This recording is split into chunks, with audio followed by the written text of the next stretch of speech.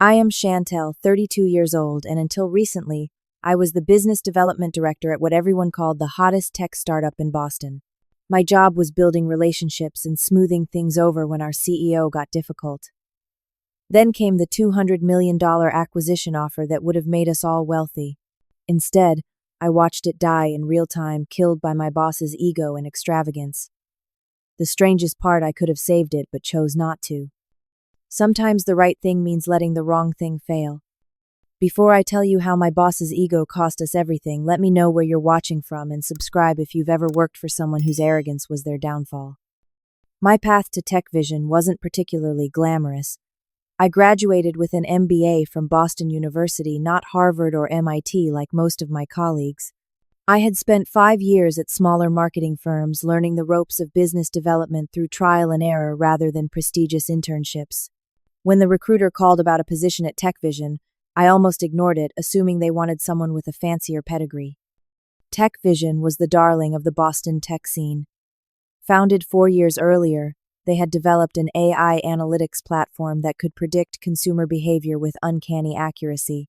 The product was genuinely revolutionary, capable of helping companies reduce waste, optimize supply chains, and target their marketing with surgical precision.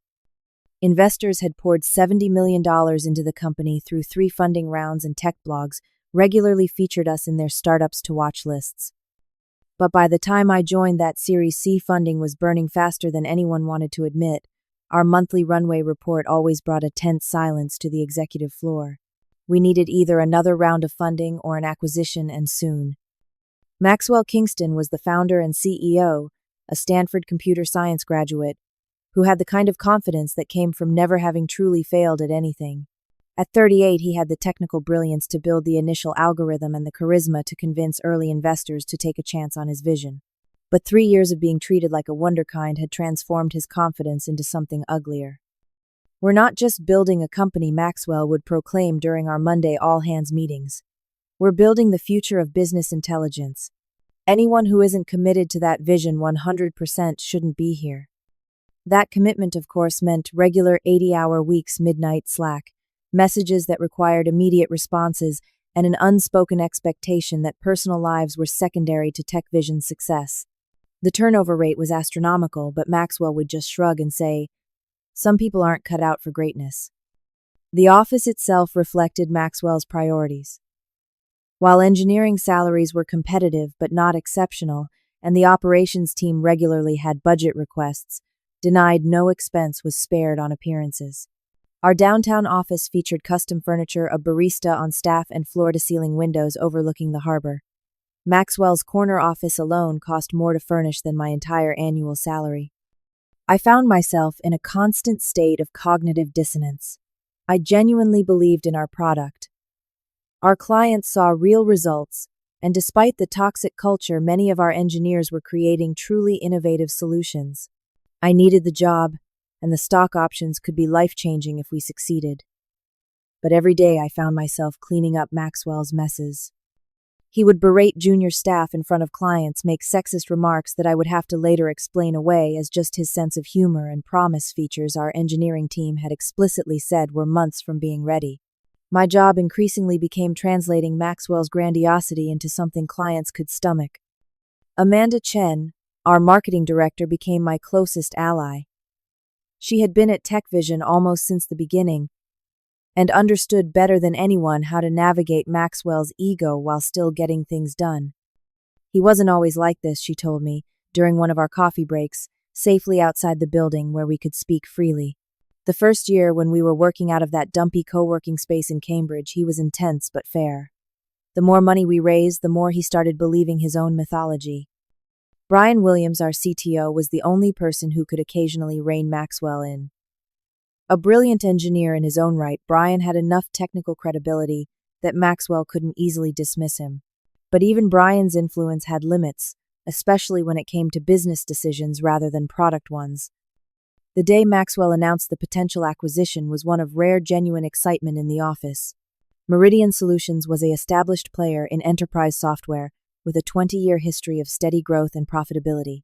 Their CEO, Patricia Alvarez, had started as a factory floor supervisor before teaching herself coding, and eventually founding Meridian. Her rags to riches story was legendary in tech circles, but unlike many founders, fame hadn't changed her approach to business. $200 million all cash, Maxwell announced to the executive team, barely containing his glee. They've been watching our progress for months. The deal is practically done, we just need to nail the final pitch meeting in Chicago next month. Later analysis of our finances revealed we had about 3 months of runway left. Some of our bigger investors were growing impatient with the burn rate and asking increasingly pointed questions about profitability timelines. This acquisition wasn't just a good opportunity. It was quickly becoming our only option. Chantel, I want you leading the preparation for this, Maxwell said, stopping by my desk that afternoon. Your client presentation skills are exactly what we need. Make this perfect. I nodded, already mentally organizing what we would need: concise slides, highlighting our technology advantages, case studies from our most successful implementations, and clear financials showing how our technology could integrate with and enhance Meridian's existing products. What I didn't know then was that Maxwell had a very different vision for what would make the pitch perfect, one that would ultimately doom the entire deal. The first warning sign came during our initial planning meeting for the Chicago pitch. Maxwell had booked the largest conference room and assembled the key team members who would be traveling: myself, Amanda from marketing, Brian, our CTO, and Diane from finance. This is going to be an elegant affair, Maxwell announced, pacing in front of the whiteboard. We need to present ourselves as the successful company we are. I've already booked us all first-class flights to Chicago. I exchanged a quick glance with Amanda. First-class tickets for 5 people would cost at least $10,000 more than economy. Given our runway situation, that seemed unnecessarily extravagant. I've also reserved suites at the Ritz-Carlton, Maxwell continued. And we'll host the Meridian team for dinner at Alinea the night before the presentation. I have a friend who can get us in. Alinea was one of the most expensive restaurants in Chicago, with tasting menus starting at $300 per person, not including wine pairings. Maxwell, I said carefully. I've been doing some preliminary research on Meridian's company culture. They seem to value practicality and responsible spending. Perhaps we should consider more modest arrangements to align with their approach. Maxwell stopped pacing and looked at me with a mixture of annoyance and amusement. Your personal logistics are personal, he sighed, dismissing my concern with a wave of his hand. But when it comes to representing tech vision, we project success. Success isn't staying at the Holiday Inn and eating at Applebee's. Brian cleared his throat. The tech speaks for itself, Max. I'm not sure we need the extra trappings. The tech gets us in the door, Maxwell countered. But deals this size aren't just about technology. They're about relationships and impressions. Trust me on this. That evening, I stayed late to research everything I could find about Meridian Solutions and their leadership team. What I found only increased my concern. Patricia Alvarez, Meridian's founder and CEO, was known for her frugality despite her company's success. She still drove a 10-year-old Toyota Flu Economy, even for international business trips, and had famously declined to move Meridian's headquarters to a fancier building, instead renovating their original location as the company grew. David Turner, their CFO, had written several articles about sustainable business growth and the dangers of prioritizing appearances over fiscal responsibility. In one interview, he said, "We've seen too many promising companies burn through cash trying to look successful instead of building sustainable business models." And Rachel Barnes, their lead counsel, who would be at our pitch, had a reputation for extremely thorough due diligence, particularly around company culture and values alignment. Everything about Meridian's leadership suggested they would be put off rather than impressed by Maxwell's extravagance. The next morning, I printed out my research and requested a private meeting with him. Maxwell, I really think we need to reconsider our approach, I said, sliding the folder across his desk. Meridian has built their entire brand around practical, responsible business practices. Their leadership team consistently emphasizes substance over style. Maxwell barely glanced at the materials. Chantel, I appreciate your thoroughness, but you're missing the bigger picture. Sure, they talk about being practical because it plays well with their customer base. But behind closed doors, everyone appreciates quality. He leaned back in his custom leather chair. That I happen to know costs $7,000. They need to see we're successful. Nobody acquires desperate companies for premium prices. But we are getting somewhat desperate, I pointed out as diplomatically as possible. Our runway is getting short. Wouldn't it make more sense to preserve capital and show financial discipline? That's exactly the kind of small thinking that keeps companies small. Maxwell set his tone, making it clear the discussion was over. We project confidence and success right up until the moment we sign the deal. That's how this works. I left his office feeling a growing knot of anxiety in my stomach. That afternoon, we had the broader planning meeting for the presentation content. While I had prepared a straightforward agenda focusing on our technology advantages and integration potential, Maxwell had other ideas. I want custom-printed materials. Nothing that looks mass-produced, he instructed. Embossed folders with their names, high-quality paper stock. And we need to enhance the product demo. More visualizations, more animation. It needs to dazzle them. The engineering team is already stretched thin on the upcoming release, Brian objected. Cosmetic enhancements to the demo would pull resources from actual feature development. Then pull them, Maxwell said flatly. This deal is the priority. Everything else can wait. After the meeting, Amanda and I retreated to the small cafe across the street from our office. This is going to be a disaster, I said, stirring my untouched coffee. Everything I've learned about Meridian suggests they'll hate this approach. Amanda nodded grimly. Maxwell's in full peacock mode. I've seen it before with big potential clients, but never quite this extreme. Should we go to the board, I asked, though I already knew the answer. And say what? That our CEO is spending money on business travel and fancy dinners. That's hardly embezzlement. Besides, most of the board members are cut from the same cloth. They'd probably approve. The next week passed in a flurry of preparation. Despite my objections, Maxwell pressed forward with all his plans. The travel arrangements were finalized, first-class flights, Ritz-Carlton suites, dinner reservations at Alinea. The presentation materials were professionally designed at considerable expense, complete with embossed leather portfolios for each Meridian executive. The night before our departure, I sat in my apartment staring at my packed suitcase, seriously considering whether I should even go. I believed in our product, and many of my colleagues had poured their hearts into building something genuinely valuable. If this deal failed because of Maxwell's ego, all that work might be for nothing. But maybe I thought I could still influence how things went in Chicago. Maybe I could find a way to emphasize our actual value while minimizing the damage from Maxwell's approach.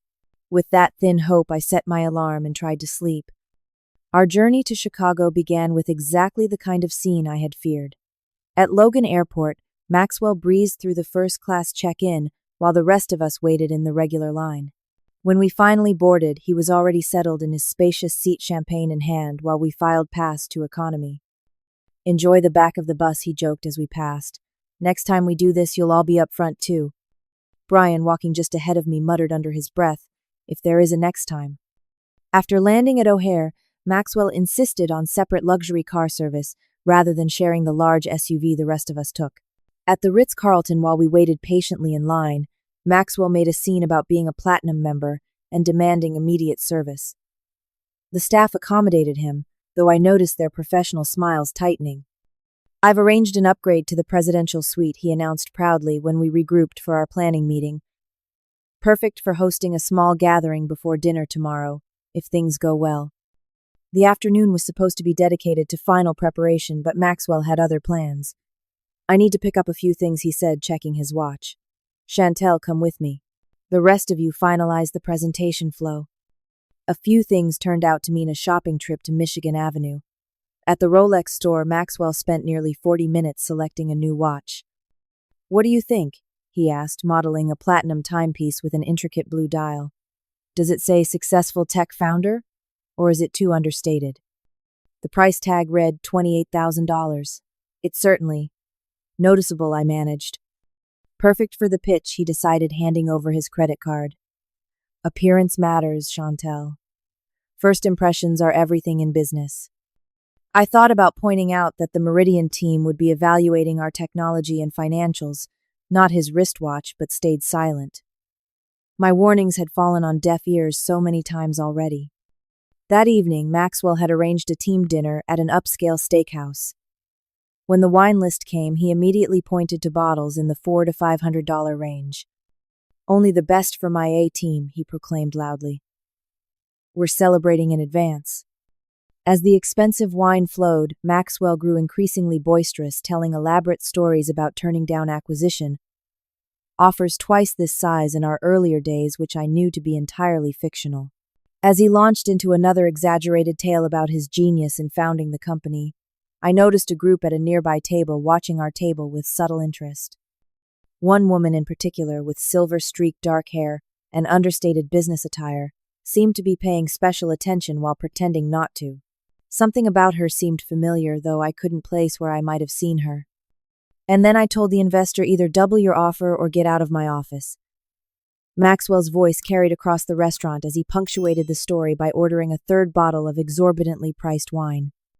I excused myself to the restroom, needing a moment away from the increasingly uncomfortable dinner.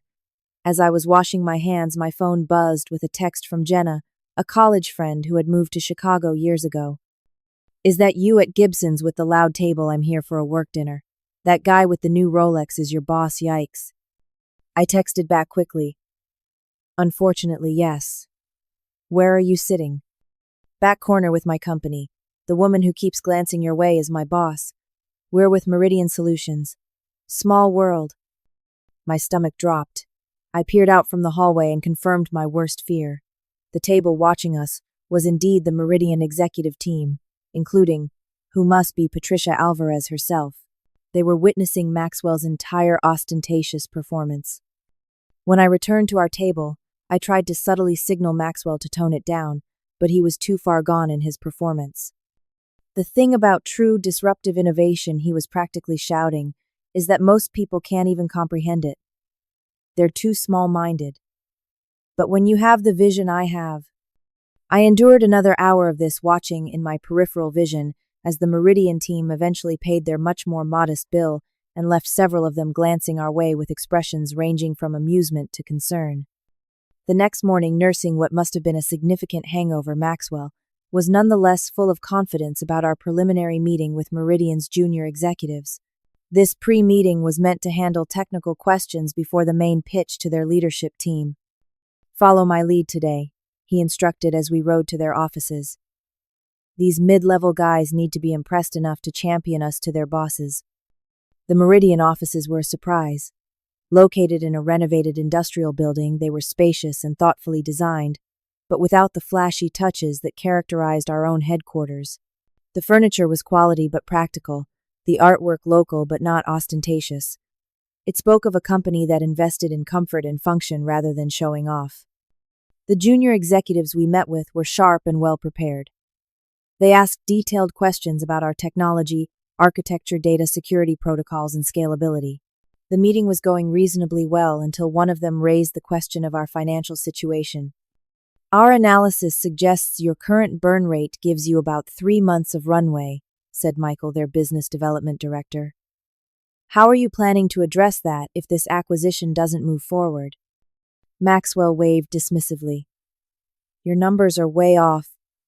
We have at least a year of runway, and we've got VCs lined up begging to get into our next round. But honestly," he leaned in with a conspiratorial smile, "we'll be flush with cash after this deal closes, so it's not even a concern." I saw Michael exchange a quick glance with his colleagues. They knew he was lying, and now they knew that he would lie directly to their faces. In that moment, I could almost feel the deal starting to slip away. When we returned to the hotel for our final preparation session, I made one last desperate attempt to course correct. "Maxwell, I think we need to be more transparent about our financial situation in tomorrow's presentation," I said. "They clearly have done their homework. If we try to bluff about our runway or funding prospects, we'll lose credibility." His reaction was immediate and volcanic. "Are you trying to sabotage this deal?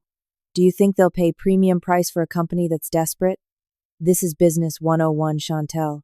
We project strength until the papers are signed." "But they already know." "I built this company from nothing," he interrupted, his face flushing with anger. "I've closed deals you couldn't even imagine. I know what I'm doing. Your job is to support my vision, not question it. Brian caught my eye from across the room and gave a small shake of his head. The message was clear: further pushback would be futile and possibly dangerous to my continued employment. That night, alone in my hotel room, I faced a genuine moral dilemma. I could continue trying to make this deal work despite Maxwell's behavior protecting the jobs of my colleagues and the future of a product I believed in. Or I could step back and let Maxwell's arrogance sink the deal naturally, which increasingly seemed inevitable. I thought about the engineers who had poured years of their lives into building our platform. I thought about Amanda, who had confided that she was counting on this acquisition to finally pay off her student loans. I even thought about Maxwell himself, who for all his faults had created something genuinely innovative. But I also thought about Meridian Solutions, a company with a 20-year track record of ethical business practices, now considering bringing our toxic culture into their organization. Would saving TechVision be worth the damage Maxwell might do to Meridian? By morning, I still hadn't fully decided which path to take. I would go into the pitch meeting prepared to do my best and let circumstances guide my actions. The Meridian headquarters looked different in the morning light as our team arrived for the main pitch meeting. Maxwell had insisted we all dress formally, so we arrived in our finest business attire, with Maxwell himself sporting a custom Italian suit that he had mentioned cost over $5,000, along with his new Rolex prominently displayed. The contrast with the Meridian team was immediately apparent when we were shown into their main conference room. Their executives were dressed in business casual attire, quality clothing, but nothing flashy. Patricia Alvarez, who I recognized from the restaurant the night before, wore a simple navy pantsuit with practical flats. David Turner, the CFO, was in khakis and a button-down shirt. Rachel Barnes, their lead counsel, wore a modest dress with a cardigan. "Welcome to Meridian," Patricia greeted us warmly but professionally. "We're looking forward to learning more about TechVision today." Maxwell strode forward confidently, hand extended. "Patricia, wonderful to finally meet the woman behind the Meridian success story. Your building island. Charming. Very practical. We've gone for a more contemporary feel at our headquarters, but there's something to be said for the industrial aesthetic." I winced internally at the backhanded compliment, but Patricia simply smiled politely and introduced the rest of her team. The first part of our presentation went reasonably well. Brian walked through our technology platform, with his usual clarity, demonstrating the AI analytics engine and showing genuine case studies from current clients. The Meridian technical team asked sharp questions that Brian handled with expertise. I could see they were genuinely impressed with our product. Then came the financial projections section. Maxwell had insisted on presenting this himself, despite Diane being our financial expert. He clicked through slides showing aggressive growth projections and what he called conservative revenue estimates that I knew were wildly optimistic. David Turner, Meridian's CFO, listened attentively before beginning his questions. "These projections show a 300% revenue increase in the next 18 months. What specific customer acquisitions or expansions support that forecast?" Maxwell smiled confidently. "We have several major enterprise clients in the final stages of negotiation. Can't name names due to NDAs, of course, but they're household brands. Real game changers for our revenue model. And these operating expenses seem unusually low for the growth you're projecting." David continued, gesturing to another slide. "Are you planning significant efficiency improvements? Our proprietary development methodology allows us to scale with minimal additional headcount." Maxwell replied smoothly. "It's a unique advantage of our company culture." I knew what that advantage really meant: burning out engineers with unreasonable workloads until they quit, then replacing them with eager new graduates willing to work 80-hour weeks for the prestige of having TechVision on their plation. Resume. David's expression remained professional, but I noticed him making notes with more intensity. He was seeing through the bluff. Midway through the presentation, Patricia suggested a short break. As we filed out to the refreshment area, I overheard her speaking quietly with Rachel. Consistent with what we observed, Rachel was saying, "The question is whether the technology value outweighs the cultural concerns." When we reconvened, I noticed a shift in the dynamic. Rachel Barnes, who had been relatively quiet during the first half, took a more active role in the questioning. Her focus was less on the technology and more on company operations, team structure, and culture. "How would you describe your company values, Mr. Kingston?" she asked, her pen poised over her legal pad. Maxwell launched into a rehearsed speech about innovation, excellence, and disruption, filled with buzzwords but light on substance. Rachel nodded, making notes. "And how do those values manifest in your day-to-day operations? For instance, what's your approach to work-life balance for your team?" "We're not a 9-to-5 culture," Maxwell said proudly. "My team is passionate about our mission. They choose to put in the hours needed for us to succeed. That commitment is what separates the truly exceptional companies from the mediocre ones." I saw Amanda shift uncomfortably in her seat.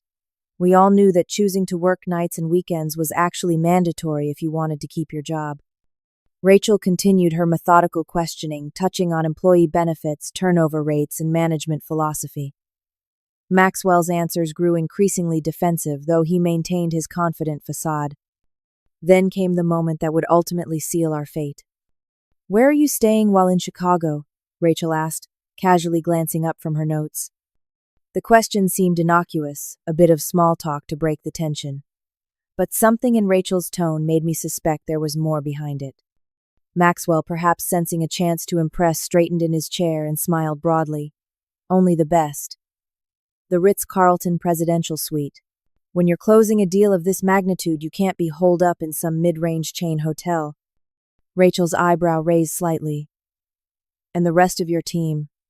"They're at the Ritz as well," Maxwell said. "I believe in treating my key people well." "I see," Rachel nodded. "And your travel arrangements?" "First class, of course," Maxwell continued, completely missing the trap he was walking into. "Commercial airlines aren't ideal, but until we close this deal and can justify the private jet, we make do." Rachel's questioning continued along this line, drawing out details of the expensive dinner, the shopping excursion, and other extravagances. With each revelation, I could see Patricia and David exchanging subtle glances. "One last question," Rachel said, setting down her pen. "Given your current runway situation, how do you justify these expenses, particularly when your junior staff haven't received cost of living adjustments in the past year, according to our research?" The conference room fell silent. Maxwell's confident smile faltered for the first time. "I'm not sure where you're getting your information, but that's not accurate. And regardless, how we allocate our resources is our business decision. The results speak for themselves." Rachel held his gaze for a long moment, then slowly closed her portfolio. The gesture carried unmistakable finality. Patricia stepped in smoothly. "Thank you for your comprehensive presentation. You've given us a lot to consider. We'll need some time to evaluate everything we've heard today and discuss internally before making any decisions." "Of course," Maxwell recovered quickly. "But I should mention we have other interested parties. I can't guarantee this valuation will remain on the table indefinitely." Patricia's smile remained professional but cooled noticeably. "We understand. We'll be in touch by the end of the week with our decision." As we gathered our materials and prepared to leave, the atmosphere was thick with unspoken tension. Maxwell maintained his confident demeanor, shaking hands and making small talk as if nothing had gone wrong. But as soon as the elevator doors closed behind us, his facade crumbled. "What the hell just happened?" he demanded, looking at each of us accusingly. "Why were they asking about hotels and flights? What does that have to do with our technology?" No one answered immediately. Finally, Brian spoke. "They were assessing our financial discipline, Max, our burn rate versus our spending habits." "That's ridiculous," Maxwell snapped. "No deal this size was ever lost because the CEO stayed in a nice hotel." But the doubt had crept into his voice. Somewhere beneath the bluster, he was beginning to realize that his approach had backfired spectacularly. Back at the Ritz-Carlton, Maxwell called an emergency team meeting in his presidential suite. The opulence of the room, with its marble bathroom, separate living area, and panoramic city views, now seemed like a mockery of our situation rather than a symbol of success. "All right, what went wrong in there?" Maxwell demanded, pacing across the plush carpet. "We had them on the technology. The product demo was flawless. Then somehow we lost them." Amanda, Brian, Diane, and I exchanged uncomfortable glances, no one wanting to state the obvious. Chantel. Maxwell turned to me suddenly. This was your responsibility. You were supposed to research them properly. How did we not know they would focus on these irrelevant details instead of the value proposition? The accusation stung, especially since I had warned him repeatedly about exactly this scenario. I took a deep breath, weighing my next words carefully. The moral dilemma I had wrestled with the night before was now coming to a head. I did research them, I said, quietly but firmly. I provided you with detailed profiles on their leadership team, their company values, and their business approach. I specifically warned that they would likely view excessive spending negatively, especially given our financial situation. Maxwell's face flushed. Are you saying this is my fault? I'm saying that Patricia Alvarez built her company on principles of financial discipline and authentic value. I continued finding my courage. She started on a factory floor and worked her way up. She still flies economy.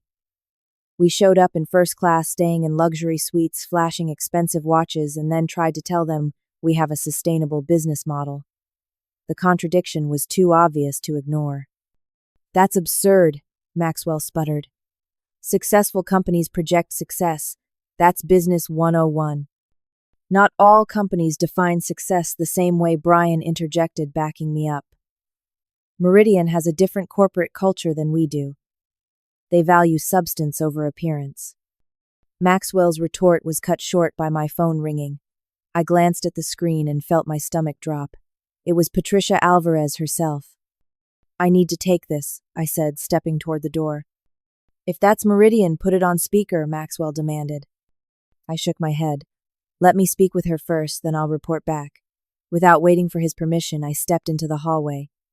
Hello, Patricia, I answered, trying to keep my voice steady. Chantel, her voice was calm and direct. I wanted to speak with you personally before our formal response. I respect professionals who find themselves in difficult situations. I appreciate that I replied, unsure where this was heading. Your product is excellent, she continued. Your technical team clearly knows what they're doing. Under different circumstances, this could have been a productive partnership. But not with Maxwell, I said, completing the thought. Not with the current leadership and culture. No, she confirmed. We've been researching Tech Vision for months. The dinner last night wasn't a coincidence.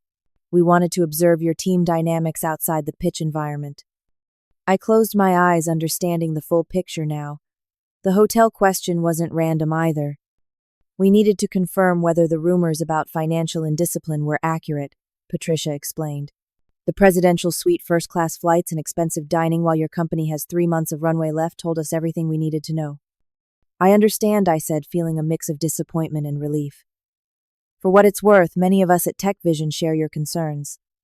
I suspected as much, Patricia replied. That's partly why I wanted to call you directly. Talent like yours shouldn't be wasted. When the dust settles from this situation, I hope you'll consider reaching out. After thanking her for her candor, I ended the call and took a moment to collect myself before returning to the suite. Maxwell was still pacing now on his own phone, apparently trying to reach someone from Meridian's team. Well, he demanded when he saw me. The deal is dead, I said simply. That was Patricia. They're not moving forward. What?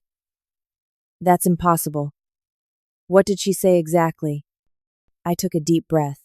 She said our technology is excellent, but they can't partner with Tech Vision under the current leadership and culture. They were concerned about the disconnect between our financial situation and our spending habits. That's ridiculous, Maxwell exploded. They can't judge our entire company based on a hotel choice. It wasn't just the hotel, I explained. They've been researching us for months. The dinner last night wasn't a coincidence. They were at the same restaurant, deliberately watching how we operated as a team. Maxwell's face cycled through shocked disbelief and then anger. This is salvageable.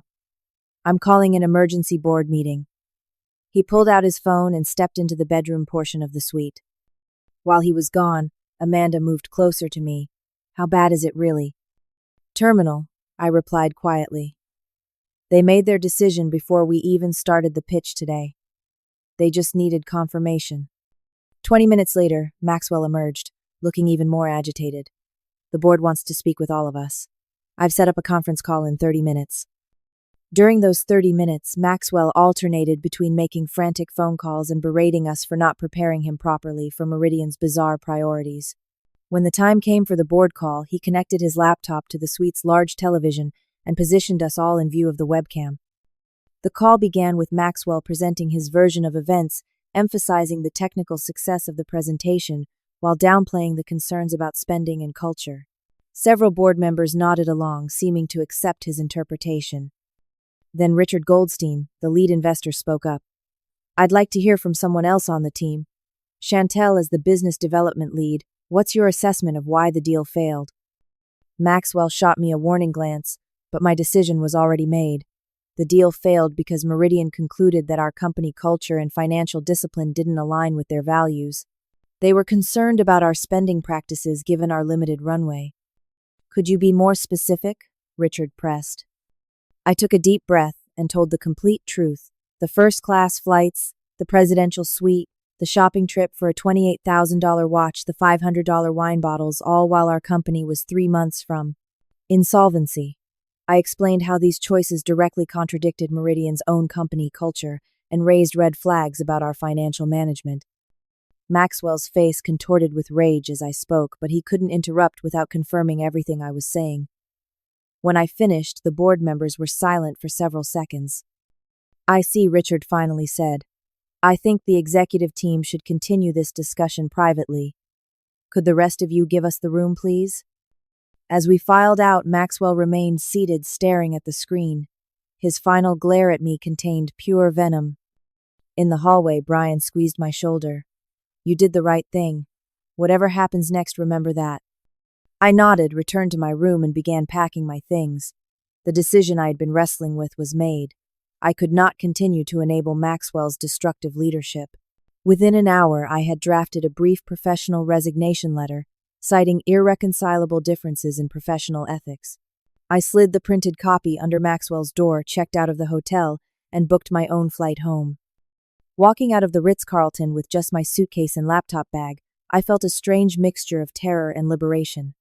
I had just walked away from a prestigious job and potentially valuable stock options, but I had also finally stood up for what I believed was right. Returning to my apartment in Boston that evening felt surreal. The familiar rooms seemed to belong to a different life, one where I still had a career and a clear path forward. I ordered takeout, opened a bottle of wine I had been saving for a special occasion, and tried to process the day's events. My phone buzzed constantly with messages from my now former colleagues. Amanda texted that Maxwell had been nuclear after my departure and had already instructed HR to prepare termination paperwork. Brian called to express his support and revealed he was updating his resume as well. Even Diane from finance sent a brief message, "Gutsy move. Respect." Sleep evaded me that night as I alternated between panic about my financial future and a strange sense of pride in having finally acted according to my values. By morning, I had decided to take a week to decompress before launching a job search. That plan lasted exactly 3 hours until LinkedIn notifications began informing me that people were viewing my profile. The tech community in Boston was small and word traveled fast. By noon, I had received messages from 3 recruiters and a direct email from the CEO of a competing analytics startup. Apparently, standing up to Maxwell had transformed me overnight from a business development director to a minor folk hero in certain circles. My job search process was unlike any I had experienced before. Instead of desperately highlighting my accomplishments and minimizing any career gaps, I found myself being unusually honest in interviews. "Why did you leave TechVision?" one interviewer asked. "Because I couldn't reconcile the company's spending habits with its financial reality," I replied. "And I couldn't continue supporting leadership decisions I believed were ethically questionable." Rather than being put off by this candor, most interviewers seemed to appreciate it. 2 weeks after returning from Chicago, I accepted an offer from Avora Analytics, a smaller but financially stable company led by Leslie Robbins, a former software engineer who had built her company steadily over 8 years without taking excessive venture capital. "We're not going to make you an overnight millionaire with stock options," Leslie told me frankly during our final interview, "but we'll pay you fairly, respect your time, and build something sustainable together." Meanwhile, the fallout at TechVision unfolded rapidly. Tech blogs began reporting on the failed Meridian acquisition, with some sources hinting at the real reasons behind it. Maxwell attempted damage control, giving interviews about strategic disagreements and continuing to pursue multiple partnership opportunities. But investors had lost confidence. Within a month, several board members forced an emergency funding round at significantly reduced valuation, diluting everyone's equity. 2 months after that, Maxwell was quietly but firmly removed as CEO, though he remained on the board. Amanda and Brian both left within weeks of my departure, along with several key engineers. Amanda joined a marketing agency while Brian took a CTO position at an early-stage startup with a reportedly healthier culture. 6 months into my new role at Evora, I attended a tech conference in New York. During a networking break, I found myself face-to-face with Rachel Barnes, Meridian's legal counsel from the infamous pitch meeting. Chantel, she greeted me warmly. I was hoping I might run into you here. Do you have time for coffee? Over cappuccinos in the conference center cafe, Rachel filled in many of the blanks from the failed acquisition. We were actually leaning toward passing before we even met with you, she revealed. Our preliminary research had uncovered some concerning patterns about Maxwell and the company culture. The pitch meeting was essentially his last chance to prove the rumors wrong. And instead he confirmed all of them, I said with a rueful smile. Rachel nodded. The hotel question wasn't random. We already knew where you were staying. One of our junior associates was in line behind Maxwell when he was demanding his upgrade. We just wanted to see if he would be transparent about it. Was there anything we could have done differently? I asked the question that had haunted me for months. The technology was genuinely innovative. The team was talented. The technology wasn't the issue, Rachel confirmed. But culture fit is non-negotiable for us. We've seen too many acquisitions fail during integration because of misaligned values. The spending was just a symptom of a deeper problem. She hesitated before adding, You should know that we ultimately acquired Datavor for $150 million. Their technology wasn't quite as advanced as yours, but their team and culture were much more aligned with ours. I processed this information, thinking about all the talented people at TechVision who had poured their efforts into building something valuable only to have it squandered by poor leadership. For what it's worth, Rachel added, Patricia was impressed with how you handled yourself. We both were. Integrity isn't always rewarded in this industry, but in the long run, it's the only sustainable path. As I returned to Boston, I reflected on whether I could have saved the deal by intervening earlier or more forcefully. Perhaps if I had gone to the board sooner or found a way to sideline Maxwell during the process, things might have ended differently. But the reality was that the problems at TechVision went deeper than one pitch meeting. Maxwell's approach to leadership had created a culture that was fundamentally incompatible with long-term success. My choice to let the deal fail wasn't just about one acquisition, but about whether that culture deserved to be perpetuated. In the months that followed, Evora grew steadily under Leslie's thoughtful leadership. Our analytics platform gained traction with mid-market companies who appreciated our consultative approach and transparent pricing. Leslie instituted a profit-sharing program that distributed 30% of company earnings to employees each quarter, creating a sense of genuine ownership without the false promises of lottery ticket stock options. I developed a new business ethics training program for our client services team, drawing directly from my TechVision experience as a lesson in what not to do. Leslie was so impressed with the program that she made it mandatory for all new hires. One by one, some of the best former TechVision employees found their way to Evora. We never actively recruited them, but word spread about our culture and work-life balance. Each time a familiar face appeared in our offices for an interview, I felt a small sense of victory. Meanwhile, TechVision struggled to recover from the failed acquisition. The replacement CEO, a seasoned executive brought in by the board, managed to stabilize the company somewhat, but the damage to their reputation made fundraising difficult. They eventually downsized to a much smaller team focused on a niche application of their technology. Maxwell himself launched a new venture 6 months after his ouster, raising an impressive seed round based on his previous reputation. But reports from friends who took jobs there suggested that he had learned little from the TechVision experience. His new company was already showing the same warning signs of toxic culture and financial indiscipline. 2 years after the fateful Chicago pitch meeting, I found myself in a position I could never have predicted. As the newly promoted Vice President of Client Services at Evora Analytics, I was responsible for a team of 20 professionals and played a key role in the company's strategic planning. Under Leslie's mentorship, I had helped build a company culture that stood in stark contrast to tech visions. We practiced radical transparency about our financials, maintained reasonable working hours, and celebrated achievements without unnecessary extravagance. When we traveled for client meetings, we flew economy and stayed in business-class hotels. Our office was comfortable and functional rather than showy. Most importantly, these choices reflected our authentic values rather than being imposed by financial necessity. Evora was profitable with a healthy balance sheet and steadily growing revenue. We paid competitive salaries and provided excellent benefits. We simply chose to allocate our resources toward the things that truly mattered: our people, our product, and our clients. At an industry conference in San Francisco, I encountered several former TechVision colleagues at a cocktail reception.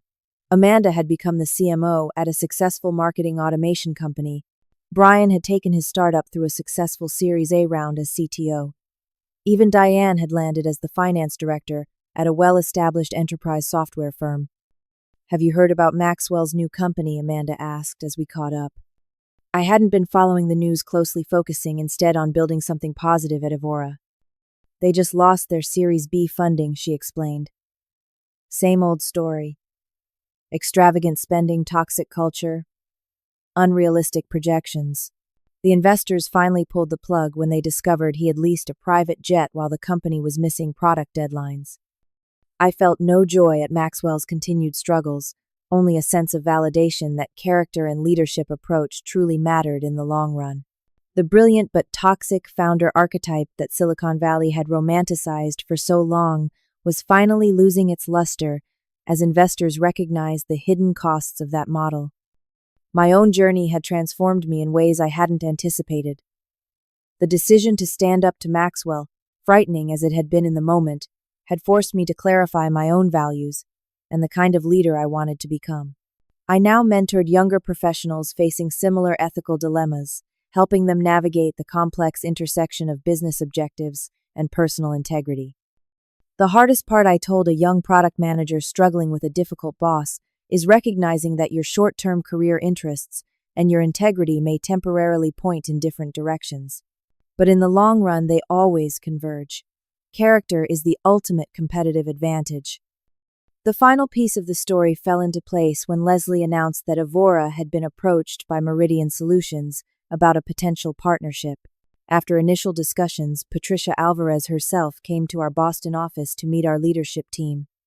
"I remember you," she said when we were introduced, a knowing smile playing at her lips. "Chicago, 2 years ago. Different company. Very different circumstances." "Much different," I agreed. "Thank you for that phone call afterward. It changed the trajectory of my career."